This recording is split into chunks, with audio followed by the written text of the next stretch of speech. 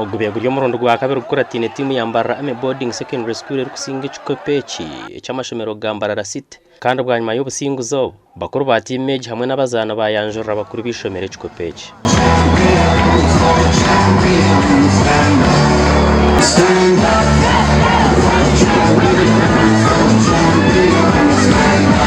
Mbarra ame kasinga ntare school na goro mukaga ari 5 mu kusumura na za penalty nuko kusingura ekikopeeki bwanyuma y'emyaka 21 kwihishomero ritandaka.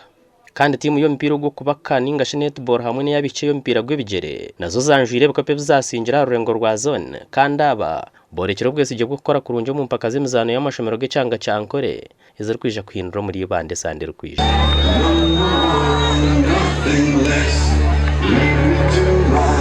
District kucyangire tubasha kureta cya regionals kandi tonto yikiriza mu ngo tukibaza tukoragana na timu yitu umbwire na nomman kandi tuma we are qualifying for nationals this year. Kugira so kwala gulungisa okwebaza Katonda tusiza wano kunda ko lero kuri mesanyu nanenza ko kwebaza administration n'abantu bona bazenga batuyamba ko abegwiru abazadde bafe babantereba abeji bitu ne basingura ebikopo aha leverage ya zone ihire home class hamwe na heriye class abana nibongera kutugarura mamani cyo kubanza nimbaza no kusima master witu agwamana gakosa umbyo wegese na bimwe misana maintain the status quo of championship football.